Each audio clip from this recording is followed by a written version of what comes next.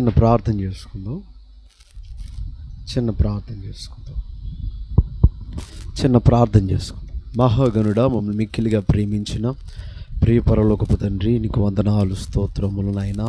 ఎన్నిక లేని ఈ దీనదాసుణ్ణి ప్రభువా నాయనా, నీ మందిర ఆవడంలో నిలబెట్టిన విధానమును బట్టి నీకు స్తోత్రములు నాయనా. ప్రభువా, నేనైతే ప్రభువా ఏమీ మాట్లాడలేను ప్రభువా, మీరే ప్రజలందరితో మాట్లాడండి నాయనా. అల్పుడిని, అయోగ్యుడిని ప్రభువా, ఎన్నిక లేని వాడిని, అపాత్రుడిని ప్రభువా, నీ సిలువు చాటున ఈ దీనదాసుని మరుగుపరిచి నీ నామాన్ని మహిమపరిచే సాధనంగా మార్చండి అయ్యా. నీ నామానికి గొప్పగలిగే విధంగా మీరు మాట్లాడండి అయ్యా. నిన్ను ప్రజలు చూచే విధంగా సహాయం చేయండి నాయనా. ప్రభువా, ఈ ప్రాంతములో నీవే ప్రదర్శించబడునుగాక నాయనా. నిన్ను ఎరుగునుగాక నాయనా. నిన్ను తలపోసుకొనుగాక నాయనా. మార్చుకోవాల్సినవి మార్చుకొనుగాక నాయనా. దిద్దుకోవాల్సినవి దిద్దుకొనుగాక నాయనా. అట్టి హృదయమును మాకు అనుగ్రహించండి నాయనా. పరిశుద్ధాత్మని యొక్క సన్నిధి ఈ ప్రాంతములో ఆవరించుకొనుగాక నాయనా. మీరే మా అందరితో మాట్లాడమని నాజరుడైన యేసు నామమున ఈ చిన్ని ప్రార్థన అడిగి వేడుకొని పొందుకున్నాము తండ్రి, ఆమేన్. రైట్. ఎన్నిక లేని ఈ దీనదాసుని ఈ ప్రాంతంలో నిలబెట్టిన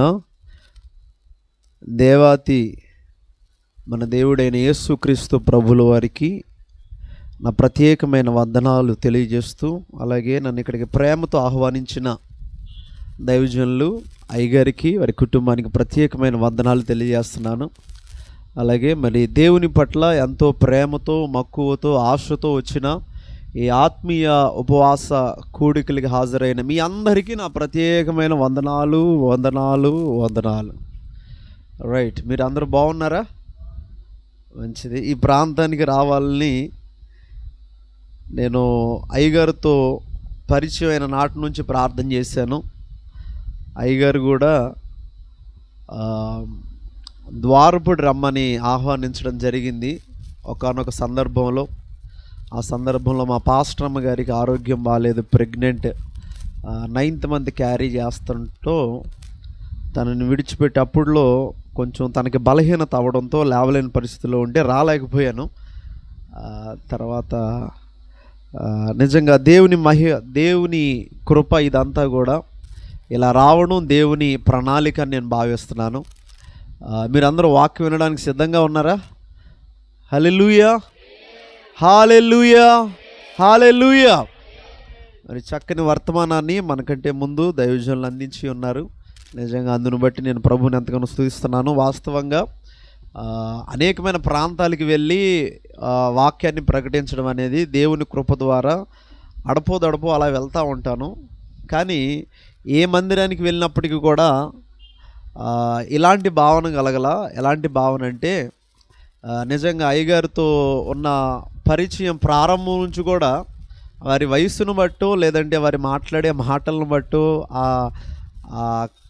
కలిసిపోయే తత్వాన్ని బట్టో ఎందుకునో తెలియదు, కానీ దేవుడు వాస్తవంగా తల్లిదండ్రులకి నన్ను దూరం చేశాడు. అందును బట్టి నేను బాధపడిన సందర్భాలు ఉన్నప్పటికీ కూడా అది నా మేలుకే అనుకున్నాను. ఈ ఆత్మీయ ప్రయాణాల్లో అనేక మంది ఆత్మీయ బంధువుల్ని ఏర్పాటు చేస్తూ వచ్చాడు. సో ఆత్మీయ బంధువుల్లో అయ్యగారు ఒక నాన్నగారుగా కనపడేవాళ్ళు నాకు. వారు మాట్లాడుతున్నప్పుడు కూడా బాబు అని అనడం, కుమారులు వచ్చారు అని ఇందాక తెలియజేయడం, నిజంగా వారు నాకంటే పెద్ద తండ్రి సమానులు. నిజంగా వారిని నేను తండ్రిగా భావించాను. ఇది ఖచ్చితంగా దేవుడు ఏర్పాటు చేసిన బంధంగా నేను నమ్ముచున్నాను. సమస్త మహిమ, ఘనత, ప్రభావములు నాజరుడైన యేసుక్రీస్తు ప్రభుల వారికి కలుగునుగాక. హల్లెలూయా. మరి అయ్యగారు కొంత నా సాక్ష్యం కూడా వివరిస్తే బాగుండితే అని అన్నారు. నేను నా సాక్ష్యం కూడా మీకు తెలియజేసే ప్రయత్నం చేస్తాను. నా పేరు నిఖిల్. నేను జాయులుకాస్లో అకౌంటెంట్గా డైమండ్ ఇన్ఛార్జిగా ఉండేవాడిని. ఉద్యోగం చేసే సమయంలోనే మరి వివాహం జరగడం, వివాహం అయిన అనంతరం మరి ఆ ఉద్యోగం కొనసాగిస్తూ కొన్ని కార్లు తీసుకోవడం, ఆ కారులో ట్రావెల్స్ పెట్టడం, అలా ప్రయాణాలు చేస్తూ చేస్తూ చేస్తూ కొలది దేవుని సన్నిధికి దూరం అయిపోవడం, ప్రార్థనకు దూరం అయిపోవడం, వాక్యానికి దూరం అయిపోవడం. అప్పటికే వాస్తవంగా నామకార్థ భక్తి కలిగిన కుటుంబంలో పుట్టిన వాడిని. ప్రార్థన అంటే ఆదివారమే, బైబిల్ కూడా ఆదివారమే తీస్తాం. ఆ కబోర్డ్లో ఎక్కడో ఉండేది బైబిల్, కానీ మనిషికి ఒకటి ఉండేది కానీ కబోర్డ్లో ఎక్కడో ఉండేది.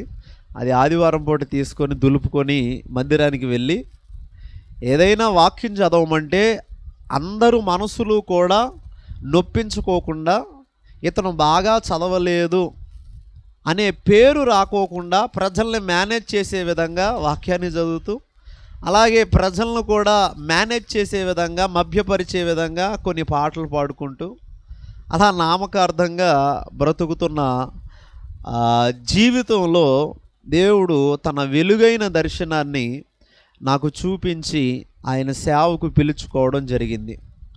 అప్పటికే భార్యాభర్తలంగా విడిపోవాల్సిన పరిస్థితి వచ్చింది. ఇంట్లో సమాధానం లేదు. ఇంట్లో సమాధానం కావాలి అని అంటే డబ్బుండితేమో అని తెగ కష్టపడి తెగ సంపాదించేవాడిని. ఇంట్లో కావలసిన అన్ని ఫర్నిచర్ కానీ, లేదంటే ఇంట్లోకి కావలసిన, లేదంటే అన్నీ కూడా ఎక్కువగా ఖర్చు పెడుతూ ఉండేవాడిని. డబ్బే సమాధానం ఇస్తుందేమో, డబ్బే సంతోషం ఇస్తుందేమో అని అనుకునేవాడిని. డబ్బు సంపాదించాను కానీ సమాధానం ఇవ్వలేదు. ఇంకా సమాధానం కావాలి అంటే నా భార్యకి ఒక మంచి బైక్ మీద తిప్పితే, ఒక 3.5 లక్షల రూపాయలు, ఒక 4 లక్షల రూపాయలు బైక్ మీద తిప్పితే సమాధానం ఉండిద్దేమో అని రాయల్ ఎన్ఫీల్డ్ అప్పట్లో చాలా మంచి బండి, అది ఒక 3.5 లక్షల రూపాయలు పెట్టి కొని ఇంటికి తీసుకొస్తే ఆ రోజు కూడా సమాధానం లేదు. చక్కగా ఏసీ గదిలో ఫ్యామిలీని పెడితే సమాధానంగా సంతోషంగా ఉంటామేమోనని ఏసీ కొంటే దానికి సంతోషం లేదు. చేతిలో ఐఫోన్ ఉంటే సంతోషం ఉండిద్దేమో అని అనుకొని ఐఫోన్ కొంటే ఐఫోన్లో కూడా సంతోషం లేదు. మీకు అర్థమైందా? సాధారణంగా ఇప్పుడు మనందరి ప్రయత్నం ఏంటి? అయ్యేనా ఏసీలు కావాలనేగా, ఐఫోన్లు కావాలనేగా. కానీ గమనించండి పిల్లారా, నేను ఒకప్పుడు అలాగే కావాలి అని సంపాదించినప్పటికీ కూడా సంతోషాన్ని పొందుకోలేని ఒక నామకార్థ పాపిగా, ఒక వెలివేయబడిన జీవితంగా, ఒక మురికి గుడ్డ లాంటి వాడిగా, పెంట మీద పారవేయబడిన మురికి గుడ్డ లాంటి జీవితంగా మారినప్పుడు ఎవరో చెప్పారు. నేను నామకార్థం నాకు తెలుసు, ప్రజలకు తెలియదుగా. ఆ రోజు వాక్యం చెప్పడానికి ఆ రోజు స్పీకర్ కొంచెం రావట్లేదండి, మీరు ఏమన్నా వాక్యం చెప్పగలరా, వాక్యం చెప్పండి రండి అని సాయంత్రం కూడా ఒక పెద్ద సభగా ఆహ్వానించారు. అప్పటికే మనకు సంఘం లేదు. అప్పటికి కనీసం ఆ దేవుని వాక్యాన్ని ప్రకటిస్తాను కానీ నా గుండె లోతుల్లో వాక్యము లేకోకుండా ప్రకటించేవాడిని. మీకు అర్థమైందా? సేవకుల్లో కూడా 2 బాణలు ఉంటాయి. అందరూ మంచి సేవకులు ఉన్నారు అని అంటే, ఒక రకంగా చెప్పాలి అని అంటే ఒప్పుకోవాలి, సంస్కారంగా లేరు. అలానే నేను సేవకుల్ని తక్కువ చేసి మాట్లాడట్లా. నా సంగతి నేను చెబుతున్నా. వాక్యాన్ని ప్రకటించేవాడు కానీ ఆ వాక్యం నాలో ఉండేది కాదు. అవకాశం వచ్చింది కదా, వేదిక దొరికింది కదా, దున్నేద్దాం, మాట్లాడేద్దాం అని ఒక యవ్వన ఆవేశంలో వెళ్ళి యేసయ్య గురించి ఏదో 4 మాటలు చెప్పి కూర్చునేవాడినే తప్ప భారం లేని సేవకుడిని. ఆ సమయంలో రాత్రిపూట వాక్యం చెప్పడానికి నాకు ఒక 2 రోజుల ముందు చెప్తే ఆ రోజు ఎక్కడికి వెళ్ళకోకుండా గదిలో ఒంటరిగా ఓ మూల మోకాళ్ళు వేసుకొని ప్రార్థన చేస్తున్నా. అప్పుడు వచ్చిందేమో మరి ఏంటో నాకు తెలియదు కానీ, అయ్యా ఇప్పటి వరకు ఏదేదో చెప్పేశాను, అది సభంట, మరి వాక్యం చెప్పాలంట, నాకేమో వాక్యం రాదు, నీకు తెలుసు కదా, జ్ఞానవంతుడు కాదు, నీకు తెలుసు కదా, ఆ డైమండ్ సెక్షన్లో ఎలా రేట్లు కట్టాలో, లేదంటే ఆ గోల్డ్ రేస్ సెక్షన్లో ఎలా అకౌంటెంట్కి ఇవన్నీ చేయాలో, పేదవాళ్ళు వచ్చినప్పుడు ఎలా రేట్లు చెప్పాలో, ఉన్నవాళ్ళు వచ్చినప్పుడు ఎలా రేట్లు చెప్పాలో, ఆ జిఎస్టీ ఎలా క్యాలిక్యులేషన్ ఇది తెలుసు కానీ, ప్రజలను మోసం చేయడం తెలుసు కానీ, ప్రజలను అన్యాయం చేయడం తెలుసు కానీ, నిజంగా వాక్యం చెప్పడం నాకు రాదు కదా అయ్యా, నీకు తెలుసు కదా, ఒకసారి నన్ను దర్శించయ్యా, నాకు కనపడయ్యా, నీ స్వరం నాకు వినిపించయ్యా, ఒకసారి నేను మారాలనుకుంటున్నానయ్యా, అవసరమైతే నువ్వు చెప్పొద్దంటే నేను ఈ క్షణమే అయ్యగారు నేను చెప్పలేనని అనుకుంటాను, కానీ నువ్వైతే ఒకసారి కనబడు ప్రభువా అని మోకాళ్ళు వేసి ఓ మూల ప్రార్థన చేసుకుంటా ఉండంటే గదిలో ఎవ్వరూ కూడా ఇక చూడలేనంతగా నా కళ్ళ ముందు కళ్ళు మూసుకుంటే ఒక 240 వాట్స్ అంటే నాకు తెలియదు, కానీ ఒక వెలుగు నాకు ప్రత్యక్షమైనప్పుడు వెంటనే కళ్ళు తెరిసా.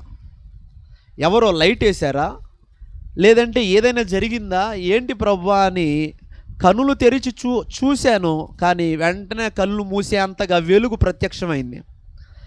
అప్పుడు దేవుడు నాతో మాట్లాడాడు, సంతుష్టి సహితంగా నీ జనాంగాన్ని నేను నీకు ఇస్తాను, నీవు నా సేవకుడివి, పెళ్ళగించుటకు నాటుకొటకు నేను నిన్ను ఎన్నుకొని ఉన్నాను అని మాట్లాడితే, అప్పటి వరకు నామకార్థ భక్తి ఏంటి, దేవుడు అనేవాడు మాట్లాడడు, దేవుడు అనేవాడు కనబడడు, దేవుడు అనేవాడు ఉన్నాడో లేడో.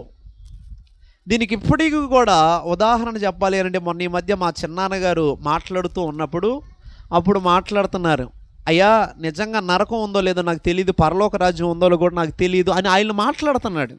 అప్పుడు నేను అనుకున్నాడు, ఇదివరకు నా పరిస్థితి కూడా అదేగా, అలాంటి నామకార్థమైన కుటుంబంలో నుంచి నన్ను ఇంతగా వేరు చేసావే, నీకు స్తోత్రాలు వేసే అని మొన్న ఈ మధ్య ఒక వారం క్రితం తలుచుకొని జ్ఞాపకం చేసుకొని ప్రభువును మహింపరిచాను. అంటే నా కుటుంబాన్ని అంటే నేను తక్కువ చేశానంటే, కానీ ఆ కుటుంబంలో నుంచి వచ్చిన వాడిని.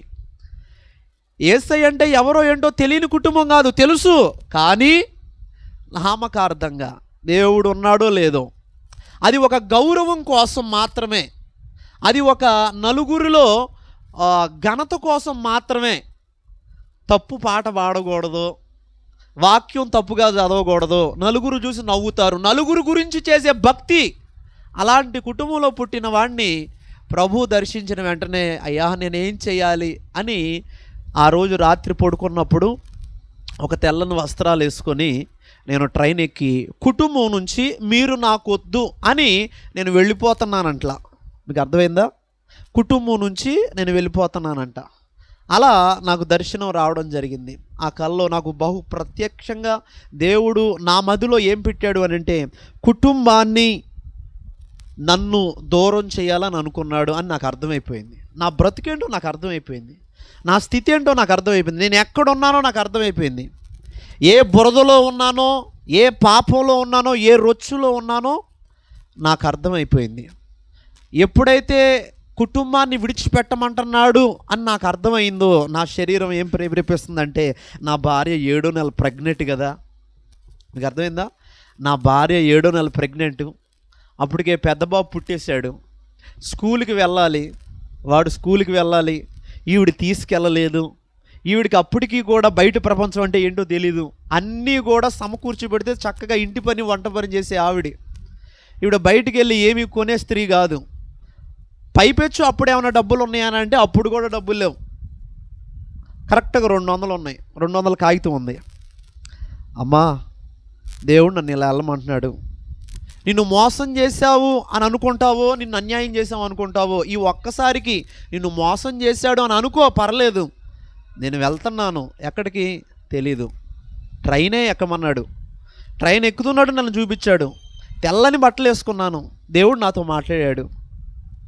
ఏసన్న గారు లాగా అప్పట్లో నాకు ఏసన్న గారు చాలా ఇన్స్పిరేషను. దైవజనులు ఏసన్న గారు లేమెల్ల ప్రాంతానికి ఒక్కడే వెళ్ళారు కదా, నేను కూడా ఏదో ప్రాంతానికి వెళ్ళిపోతాను, దేవుడు చూపిస్తాడు అని నా కుటుంబాన్ని విడిచిపెట్టి బ్యాగ్ తగిలించుకొని కొన్ని బట్టలు పెట్టుకొని అలా విజయవాడ రైల్వే స్టేషన్కి వచ్చా. విజయవాడ రైల్వే స్టేషన్కి రాగానే ఎక్కడికి వెళ్ళాలో తెలియదు కదా, ఏ ట్రైన్ ఎక్కాలో తెలియదు కదా. అప్పుడు దేవుని మహాకృపను బట్టి ఈ ఫోన్లో వాట్సాప్లో ఒక మెసేజ్ వచ్చింది. ఆ మెసేజ్ చూస్తే దర్శనం ఉందా, భారం ఉందా, దేవుని సేవ చేయాలనుకుంటున్నారు కానీ ఎక్కడికి వెళ్ళాలో తెలియట్లేదా.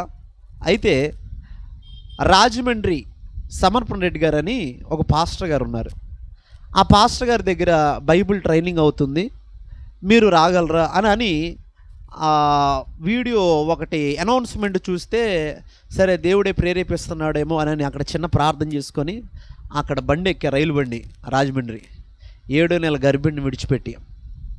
కరెక్ట్గా 3-4 నెలలు అక్కడే ఉన్నా. ఈలోపు డెలివరీ వార్త వినపడింది మా పాస్టమ్మ గారికి. అప్పటి వరకు మా పాస్టమ్మ గారు ఏం తిన్నారో, ఎలా ఉన్నారో నిజంగా కొన్నిసార్లు అనిపిస్తూ ఉంటుంది, ఇలాంటి సహాయకురాలే గనక నా జీవితంలో లేకపోతే మరి దేవుడు ఏర్పాటు చేసిన ఒక చక్కని బంధాన్ని దేవుడు నాకు ఇచ్చాడు అని ఎప్పుడూ కూడా నా భార్యను బట్టి నేను కృతజ్ఞతాస్తుతులు చెల్లిస్తూ ఉంటా. నిజంగా అలా దేవుని కృపను బట్టి ఆవిడ సహకరించడం, ఇలా వాక్యాన్ని నేర్చుకోవడానికి, విద్యను నేర్చుకోవడానికి, దేవుడు రాజమండ్రి రావడానికి, బైబిల్ ట్రైనింగ్ పూర్తి చేయడానికి, తర్వాత వారి దగ్గర కొంతకాలం ఉండడానికి, అలాగే నాకు అక్కడ నేర్చుకుంది ఏంటంటే కేవలం సువార్త మాత్రమే. ఎక్కడికి వెళ్ళాలో కూడా అప్పటికి దేవుడు నాకు రివీల్ చేయలే. దర్శనాలే ఉన్నాయి, సూచనలు ఉన్నాయి, కానీ గొప్ప ఆనందం ఉంది, సంతోషం ఉంది, సమాధానం ఉంది. దానికి గల కారణం ఏంటంటే వేరయ్యాను. ఎక్కడి నుంచి వేరయ్యాను మీకు తెలుసు కదా. వేరయ్యాను, దూరం అయ్యాను. సమాధానం ఉంది, సంతోషం ఉంది. కుటుంబస్తులు అందరూ కూడా పిచ్చోడు అన్నారు, కుటుంబస్తులు అందరూ కూడా వెర్రోడు అన్నారు. ఇప్పటికీ కూడా చాలామంది కుటుంబంలో నేనంటే నచ్చను, నా మాటలంటే కొన్నిసార్లు నచ్చవు. విశ్వాసం అన్నా, దేవుడి గురించి అన్నా, ఆయన కనపడ్డాడు, ఆయన మాట్లాడాడు అని అన్నా కూడా కొంతమంది నమ్మరు. అదేంటో కొంతమంది క్రైస్తవ జీవితాల్లో కూడా కొంతమంది నమ్మేవాళ్ళు ఉండరు కదండి. వాళ్ళందరూ కూడా ప్రభు వారి మనసులు మార్చునుగాక, వారు పూర్తిగా ఆత్మీయతలోకి వచ్చునుగాక. గమనించండి ప్రియులారా, నేను అలా సువార్త మాత్రమే నేర్చుకున్నాను. అక్కడ బైబుల్ ట్రైనింగ్లో నన్ను అడిగారు, నువ్వు ఎవరి దగ్గరికి వెళ్ళి సువార్త చేస్తావు, పరిచయం చేస్తావు అని అన్నారు. వెంటనే నేను అన్నాను, లేనోళ్ళ దగ్గరికి వెళ్ళి, పేదోళ్ళ దగ్గరికి వెళ్ళి నేను పరిచయం చేస్తానండి అన్నా. వాస్తవంగా నా శరీరానికి కానీ నా మనసులో కానీ లేనోళ్ళ దగ్గరికి వెళ్ళి సేవ చేయాలని నాకు అసలు లేదు.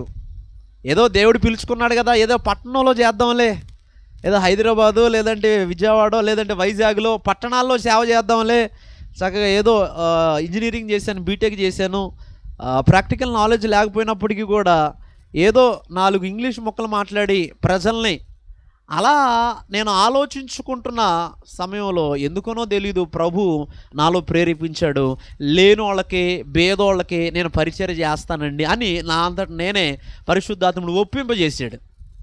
మీకు అర్థమైంది కదా.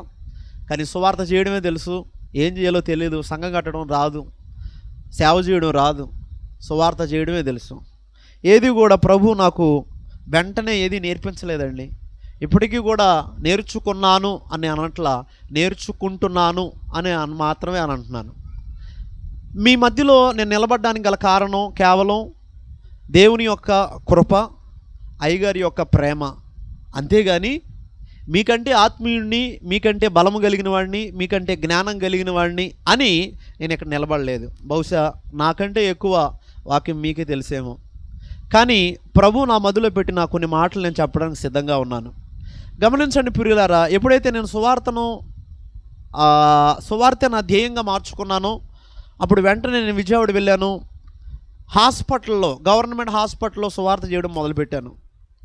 అక్కడ అనేక మంది బాధలు పడుతుంటే, కన్నీళ్లు గారుస్తుంటే, అనేక మంది చిన్న పిల్లలు చచ్చిపోతుంటే, ఆ చిన్న పిల్లల్ని ఎత్తుకొని తల్లిదండ్రులు బోరుని ఏడుస్తూ రోధిస్తూ ఉంటున్న వాళ్ళ దగ్గరికి వెళ్ళి సువార్త చెప్పి, అమ్మ ఆడమాకండి, రోధించమాకండి, దేవుడు నీకు తోడుగా ఉంటాడు, నేను మీకు తండ్రిని అన్నాడు, ఆయన మీకు తండ్రిగా ఉంటాడమ్మా, ఆయన ప్రేమ గొప్పది అని అక్కడ ప్రారంభించాను సువార్త. పెడను వెళ్ళాను, సువార్తను ప్రకటించాను. మోపిదేవి వెళ్ళాను, సువార్తను ప్రకటించాను. ఈ మధ్యలో విజయవాడకి, ఈ పెడనకి, విజయవాడకి, మోపిదేవికి ఉన్న ఊర్లన్నీ కూడా సువార్త చేయడం ప్రారంభించాను. గుంటూరు వెళ్ళాను, సువార్తను ప్రకటించాను. బహిరంగ రోడ్లో సువార్తను ప్రకటించాను. ఆగిరిపల్లిలో, నూజివీడులో ఇలా సువార్తను ప్రకటిస్తూ ఉన్నాను. విసన్నపేటలో, అటు హనుమాన్ జంక్షన్లో, ఇటు గన్నవరంలో, ఇటు తేలప్రోల్లో, ఇలా అనేకమైన ప్రాంతాల్లో సువార్త చేస్తున్నాను, ఇంటికి వెళ్తున్నాను, అంతే. మరి ఎలా పోషించబడుతున్నారండి? అప్పటి నుంచే దేవుడు నాకు తండ్రిగా ఉండడం ప్రారంభించాడు. ఎక్కడి నుంచి? 7వ నెలలో గర్భవతి అయిన నా భార్యని విడిచిపెట్టాను చూసారా, అక్కడి నుంచి నా ప్రభువు నాకు తండ్రిగా ఉన్నాడు. తండ్రి పోషించడా? ఈ లోకంలో ఉన్న తండ్రి రొట్టెని అడిగితే రాయినిస్తాడా? ఇవ్వడు కదా. అలాగే నా తండ్రి అంతకంటే గొప్పవాడు. ప్రతి దినము ఆశ్చర్యంగా పోషించుకుంటూ వచ్చాడు. ఎక్కడైనా సువార్త చేస్తే నలుగురు గుమ్ముగూడి వాళ్ళేదో ఒక 10 రూపాయలు 10 రూపాయలు 10 రూపాయలు కానుకలు ఇవ్వడం, అక్కడి నుంచి దేవుడు నన్ను పోషించుకుంటూ వచ్చాడు. ఎక్కడన్నా సువార్త చేస్తే ఎవరో కనబడి మంచినీళ్ళు తాగుతారా బ్రదర్ అని మంచినీళ్ళు ఇవ్వడం, అక్కడి నుంచి నన్ను పోషించుకుంటూ వచ్చాడు. ఎవరో లోపలికి తీసుకెళ్ళి, అలాంటి పెద్దవాళ్ళు అమ్మగారు ఎవరన్నా లోపలికి తీసుకెళ్ళి చక్కగా ప్రార్థన చేయించుకొని కొంచెం కలిగి ఉన్న ఆ భోజనాన్ని పెట్టడం, అక్కడి నుంచి దేవుడు పోషించుకుంటూ వచ్చాడు. గమనించండి ప్రియులారా, అంటే నా గొప్పతనం మీరు చూడమాకండి, దేవుడు నడిపిస్తున్న అద్భుతకరంగా పోషిస్తున్న ఆ మార్గాన్ని చూడండి. నన్ను మీరు చూడడం ఆపేయండి. భౌతికంగా నేను కనపడవచ్చు, కానీ దేవుడు మాట్లాడుతున్న ఆయన ప్రదర్శించుకుంటున్న ఆయన గొప్పతనాన్ని చూడడానికి మీరు ప్రయత్నం చేయండి. అందుకొరకు దేవుడే మీ మనోనేత్రాలు తెరవబడును గాక. గమనించండి ప్రియులారా, అలాంటి సమయంలో దేవుడు ఒకసారి మాట్లాడుతూ దర్శనంలో మాట్లాడాడు. ఏంటి అని అంటే, రౌతులపూడి చుట్టుపక్కల ప్రాంతాలని నీకు ఇస్తాను అని అన్నాడు. అప్పటి వరకు రౌతులపూడి అంటే ఏంటో తెలీదు, అక్కడికి నేను వెళ్ళిందే లేదు. అప్పుడు దేవుడు మాట్లాడంగానే మ్యాప్ పెట్టుకున్నా.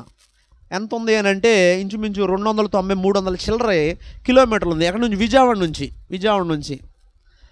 అదేదో పల్లెటూరు అని నాకు అర్థమైపోయింది. అంటే హైవే కొంత దూరంలో ఉంది, అదేదో పల్లెటూరు అని నాకు అర్థమైపోయింది.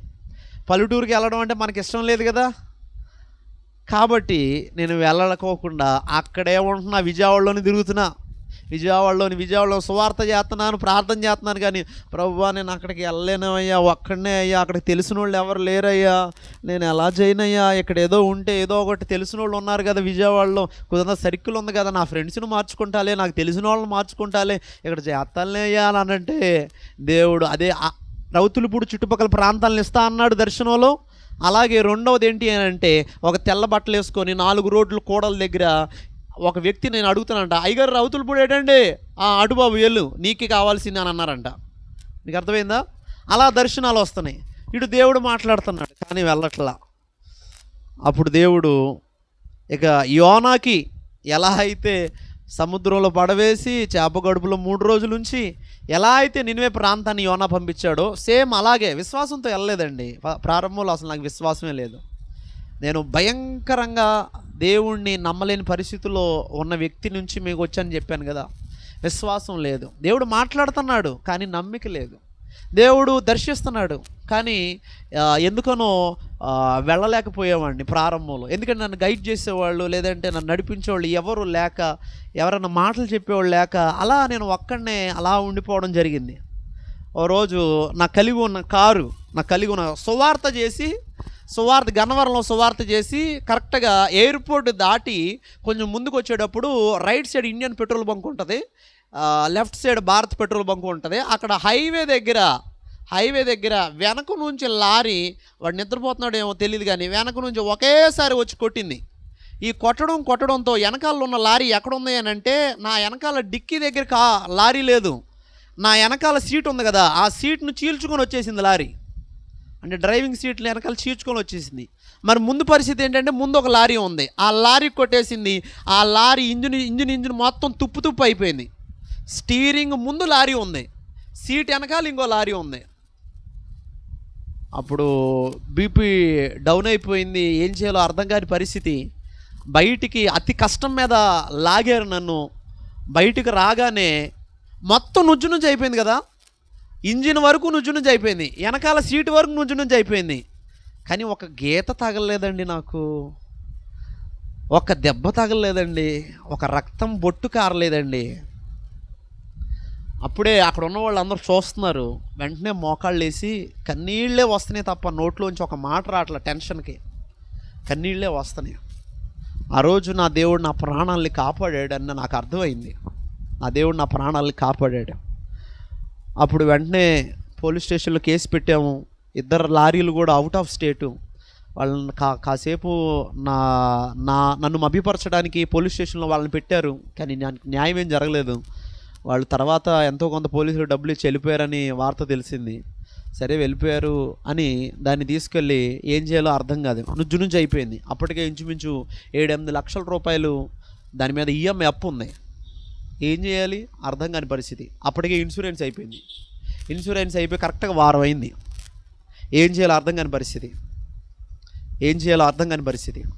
అలాంటి సమయంలో నేను ఉన్నప్పుడు అప్పుడు నేను ప్రభువుని, అయ్యా నేను ఇంక వెళ్ళిపోతానయ్యా, కానీ ఇంత అప్పు ఉందయ్యా, నువ్వు నన్ను ఇంతగా ప్రేమించావు కదా, ఇంతగా కనికరించావు కదా, నేనైతే నిన్ను ప్రేమించలేకపోయాను కానీ, నేనైతే నిన్ను అర్థం చేసుకోలేకపోయాను కానీ, నువ్వు నన్ను ఎంతగానో అర్థం చేసుకున్నావు, ప్రేమించు, నన్ను క్షమించయ్యా అని ఆయన కాళ్ళు పట్టుకుంటూ కన్నీళ్లతో ప్రార్థన చేసుకుంటూ ఉంటున్న సమయంలో ఒక రోజంతా ప్రార్థన చేసిన తర్వాత ఇక్కడే జగ్గంపేట దగ్గర అప్పటికి ఇంకొక సభకు ఆహ్వానించబడ్డా.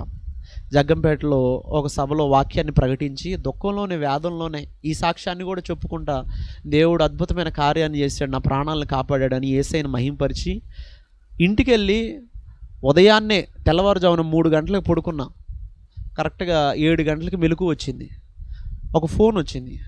అప్పుడు నేను ప్రార్థన చేసుకున్నా, అయ్యా ఈ సమస్యలోంచి నన్ను గట్టి ఎక్కించు, నేను వెళ్ళిపోతా, ఇక నిన్ను మోసం చేయను, ఇప్పటివరకు నేను మోసం చేసాను, ఇప్పటివరకు నేను నమ్మలేదు, వెళ్ళిపోతాను అనగానే గుజరాత్ నుంచి 10th క్లాస్మేట్ ఒక వ్యక్తి ఫోన్ చేసి, మీ కారుకి అయ్యే ఖర్చు అంతా కూడా నేను భరిస్తాను, ఆ ఖర్చు చేపించిన తర్వాత రిపేర్ అయిన తర్వాత దాన్ని అమ్మేసిన తర్వాత డబ్బులు వస్తాయి కదా, ఆ డబ్బులు మీరు నాకు ఇద్దరు కానీ అని ఒక ఫ్రెండ్ మాట్లాడడం జరిగింది గుజరాత్ నుంచి. దేవుడు అలా అద్భుతమైన కార్యాన్ని జరిగించాడు. ఇంచుమించు 3.5 లక్షల రూపాయలు అతను ఇవ్వడం జరిగింది. ఆ 3.5 లక్షల రూపాయలు పెట్టి కారు బాగు చేయించడం జరిగింది. తర్వాత అదే కారు ఒక వ్యక్తి చేతిలో పెట్టాను, ఇది అమ్మించండి, ఎలాగైనా అమ్మించండి అని వెంటనే ఇదంతా కూడా చాలా కొద్ది రోజుల్లోనే జరిగిపోయింది. ఆ కారు వేరే చోట అమ్మడం జరిగింది. ఇంచుమించు 8.5 లక్షల రూపాయలు ఆ కారుకు రావడం జరిగింది. ఆ 3.5 లక్షల రూపాయలు ఆ వ్యక్తికి కట్టాను. ఇంచుమించు 5-6 లక్షల రూపాయలు ఈఎంఐ క్లోజ్ చేశాను. దేవుడు తన అద్భుతమైన కృప చూపించి నన్ను ఎటువంటి హాని లేకోకుండా నా ప్రాణాలను కాపాడాడు. మోరోవర్ ఎటువంటి ఇబ్బంది కలక్కోకుండా దేవుడు సేవకి ద్వారాలు తెరవడం జరిగింది.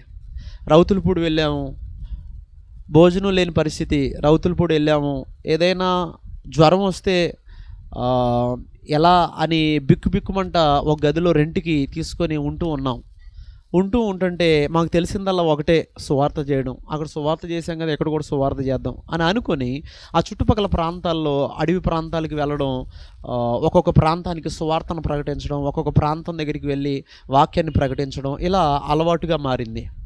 దేవుడు దర్శించాడు. కొండలు ఎక్కుతున్నట్లు, కొండలు దిగుతున్నట్లు, అడవి ప్రజల దగ్గర, ట్రైబల్ పీపుల్ దగ్గర నేను వాక్యాన్ని పంచుకున్నట్లు దేవుడు దర్శిస్తూ వస్తున్నాడు. డబ్బాది, సారలాగా, గిన్నెలారం ఈ ప్రాంతాల్లో దేవుడు తన అద్భుతమైన కృప చూపించి మెల్లగా అయినప్పటికీ కూడా తన సేవను కొనసాగించుకోవడానికి దీనదాసుని ఎన్నుకున్నాడు. ఈ మధ్యలో అనేకమైన పోరాటాలు ఉన్నాయి. ఈ పోరాటాలు మీకు తెలియందేం కాదు. నాకు కలిగి ఉన్న పోరాటం ఏది, అయ్యగారితో కొన్నిసార్లు పంచుకునే ఆలోచన చేసినా, పంచుకున్నప్పటికీ కూడా వారు కలిగి ఉన్న జీవితంలో అనేకమైన అద్భుతాలను బట్టి అనుభవాల ద్వారా కొన్ని మాటలు చెప్పి బలపరచడం అనేది నన్ను ఎంతగానో నెమ్మది కలిగించింది అని చెప్పడం నాకే సందేహం లేదు.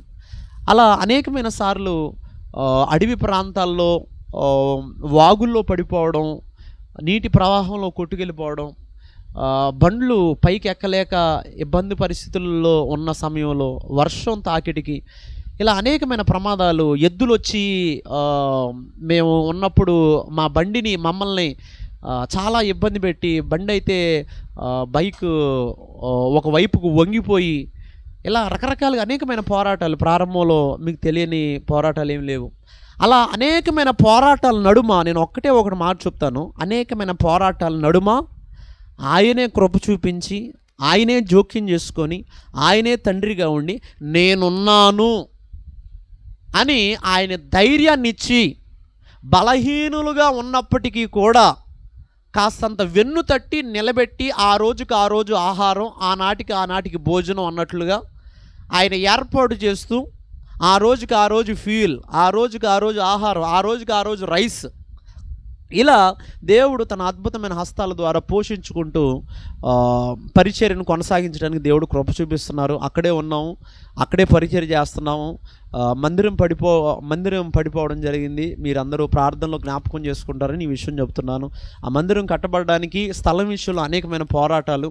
ఇప్పుడు ఉన్న ఆ మందిరంలో ఒక స్థలం వ్యక్తి, మీరు కట్టొద్దండి, ఏమీ కట్టొద్దు, పాక కూడా కట్టొద్దండి, ఎందుకనంటే ఆ స్థలం వేరే నేను అమ్మేస్తున్నాను, అది 3 ఎకరాలు బిట్టు, 3 ఎకరాలు మీరు కొనుక్కోలేరు కాబట్టి 3 ఎకరాలు మీరు కొనుక్కోలేరు కాబట్టి నేను మీకు ఏమీ చేయలేను, మీరు చదువుకోండి అని అన్నారు. ఎక్కడ ఆరాధన పెట్టాలో తెలియని పరిస్థితి అయినప్పటికీ కూడా విశ్వాసంతో ముందుకు వెళ్తున్నాం. మీ ప్రార్థనలో నా పేరు కానీ నేను కానీ ఒకవేళ గుర్తుంటే ఒక చిన్న ప్రార్థన మీరు చేసే ప్రయత్నం చేయండి. తద్వారా దేవుడు మీకు అనేకమైన గొప్ప గొప్ప కార్యాలు చేయునుగాక. ఆమేన్. Praise lord. ఒక మంచి వాక్యాన్ని చదువుకొని మనం ముందుకు వెళ్దాం.